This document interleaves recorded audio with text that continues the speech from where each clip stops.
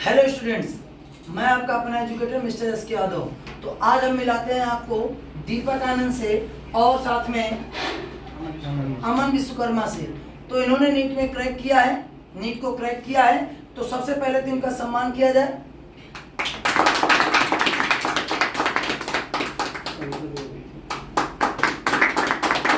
अब आगे हम लोग बात करते हैं कि इन्होंने कैसे संघर्ष किया, कितनी बार संघर्ष किया और संघर्ष करते करते यहाँ तक कैसे पहुँचा।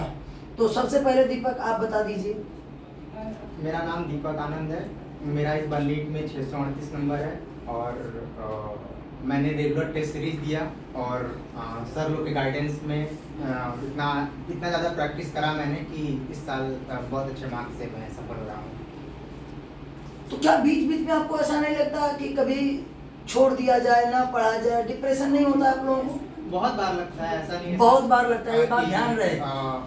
गिव अप करने का बहुत बार मन करता है और बहुत लगता है कि छोड़ दे, अब नहीं हो पा रहा है, लेकिन फिर भी एटलीस्ट फाइनल गोल को ध्यान में रखते हुए ही प्रिपरेशन करना चाहिए। और एज डॉक्टर बनना है तो थोड़ा बहुत संघर्ष तो उतना तो लगता है, टाइम लगता है, लेकिन सिलेक्शन मिलता है। बिल्कुल, आज नहीं तो कल होगा, लेकिन सिलेक्शन होगा। तो अमन आप बताइए।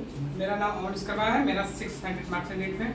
यहाँ पर मैं टेस्ट सीरीज देता था। NCCI के जितने भी टीम मेंबर थे सब बहुत सपोर्टिव थे। उन्होंने हमेशा हमें प्रयास किया कि अच्छा मतलब एजुकेशन दे और सपोर्ट ही हमेशा करते थे। कोई भी डाउट होता था सर से आके मिलते थे, सर पर्सनली उसको सॉल्व करते थे। बहुत अच्छा लगता था। और मैं ऑलरेडी मतलब जीवन में बहुत संघर्ष किया हूँ। मैं पहले BMS किया हूँ बरेली से, फिर BHU इस समय BMS कर रहा हूँ और फिर मतलब एक फोकस था कि MBBS डॉक्टर ही बनना है। तो सो दैट लगा। तो इन्होंने देखिए नीट के लिए, MBBS के लिए सबसे पहले बरेली में BMS, फिर BHU में BMS, लेकिन लगातार BMS करने के साथ साथ ये लगे रहे, BMS के साथ साथ लगे रहे और आज इनको वो मुकाम हासिल हुआ जिसके लिए इन्होंने आज से पहले कब सोचा था, बता दीजिए। 2015 में सोचा और 2022 में सिलेक्शन हुआ। 7 से 8 साल आप मान सकते हैं, लेकिन मुकाम हासिल हुआ। तो इसीलिए जीवन में संघर्ष नाम है, ये जीवन का नाम ही है संघर्ष। तो आप संघर्ष करिए, आज नहीं तो कल सफलता मिलेगी और लगातार लगे रहिए, अवश्य मिलेगी। इन्होंने कहा कि संघर्ष करने पे अवश्य मिलेगी। और कुछ आप बोलना चाहते हैं? लगे रहिए, बस इतने एक डायरेक्शन में लगे रहिए। अगर करना है तो फिर सोचने तो करते रहिए, है ना? करना है तो करना ऐसा है। नहीं कि आज करेंगे कल करेंगे। रेगुलर जब लड़ेंगे तभी जीतेंगे। एक दिन से जीत नहीं मिलती है। हमेशा करते रहिए, जीत मिलेगी।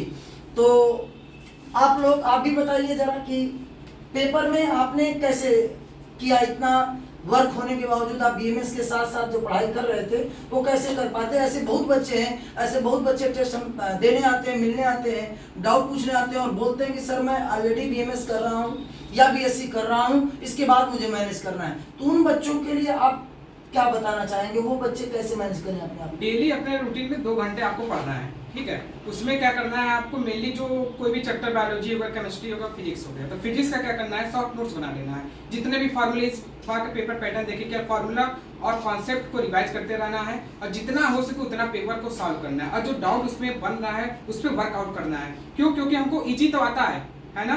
और मीडियम वाले पर थोड़ा वर्क कर लेंगे और इजी को गलत नहीं करेंगे, हमारा सिलेक्शन कंफर्म हो जाएगा। कंफर्म होगा सिलेक्शन, बशर्ते इन्होंने बोला कि हर एक फिजिक्स में जैसे मैंने बोला कि हर एक सब्जेक्ट में आप कर सकते हो कि एक अपना नोट्स बनाओ। उसमें क्या क्या इंक्लूड करो? दीपक आनंद, अगर एक बात आपसे पूछें तो बताइए क्या इंक्लूड करना चाहिए? मेनली सर जहाँ तक मैंने फिजिक्स का शॉर्ट नोट बनाया था तो मेरे लिए इम्पोर्टेंट था ट्रिक्स और फार्मूला, बस मैंने इतना ही रखा था। और थ्योरी के लिए मैं NCERT को प्रेफर करता था और फार्मूला और ट्रिक्स के लिए मैंने एक अलग से शॉर्ट नोट बना रखा था फिजिक्स के लिए। ओके। और आप क्या कहना चाहेंगे? फार्मूला बनाने के बाद जितने भी 32 ईयर से क्वेश्चन होते हैं उसको एक एक लगा लेना है। जो उसमें डाउट बन रहा है उसको स्पेशली NCERT से पढ़ लेना है और NCERT के जितने भी एक्सरसाइज जो लगता है ज़्यादा हार्ड पे नहीं जाना है, क्योंकि हमको IIT एडवांस नहीं निकलना है। सो दैट तो हमको जो इजी जो बेसिक है उसी पे वर्क करना है ना। बहुत बढ़िया सवाल लगा कर हम नीट को क्रैक नहीं कर सकते हैं। वहाँ पे जो क्वेश्चन आ रहे हैं 50 क्वेश्चन, उसको हमको बीट करना है। तो अगर हम दोनों लोगों की बातों से एनालिसिस किया जाए और निकाला जाए तो ये बात पता चलती है कि एक शॉर्ट नोट बनाया जाए हर एक सब्जेक्ट में, ईच सब्जेक्ट में, और उस सब्जेक्ट के लिए क्या करिए, आप अपने फार्मूले को नोट्स में क्या करिए, रखिए। वो फार्मूला विशेष तौर पे हाईलाइट कर लीजिए जो फार्मूले आपको याद नहीं रहते हैं, और वो क्वेश्चन आप जो प्रैक्टिस कर रहे हैं उस क्वेश्चन के प्रैक्टिस में जो आपका छूटा हुआ कॉन्सेप्ट है उसको भी इंक्लूड कर लीजिए। क्यों आप लोग भी बता दीजिए सही बोल रहे हैं कि नहीं? Yes, sir. बिल्कुल सही बोल रहे हैं। अगर तो ये जो लोग भी हैं बिल्कुल आप लोग इनसे सीखिए और करिए।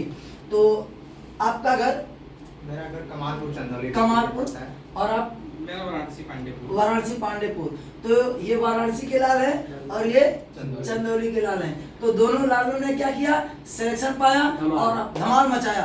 बिल्कुल सही, अमन बोल रहे हैं कि धमाल मचाया।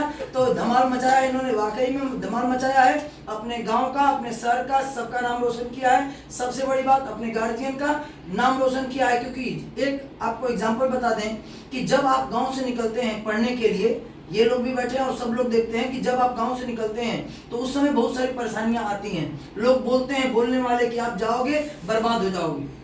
वहां से निकलकर आप जब सेलेक्ट होते हो तो आप एग्जाम्पल सेट करते हो। और बच्चों के लिए, जो आने वाले बच्चे हैं, उनके लिए एग्जाम्पल ये होता है कि वो भैया गए थे, वो सिलेक्ट हुए, मैं भी जाऊंगा और सिलेक्ट होऊंगा। लेकिन अगर आप सिलेक्ट नहीं होते हो तो उस गाँव में लोग क्या करते हैं? कहते हैं कि वो बच्चा गया था और वापस आ गया, वो बच्चा गया था और वापस आ गया, इसलिए तुम भी मत जाओ। तो इन लोगों ने वो काम कर दिया कि और बच्चे जो होंगे उस गांव के, वो प्रेरित होंगे, इनको देख के आगे बढ़ सकेंगे और गार्जियन भी इनको क्या करेंगे? अलाउ करेंगे। तो आज थैंक यू सो मच बच्चों।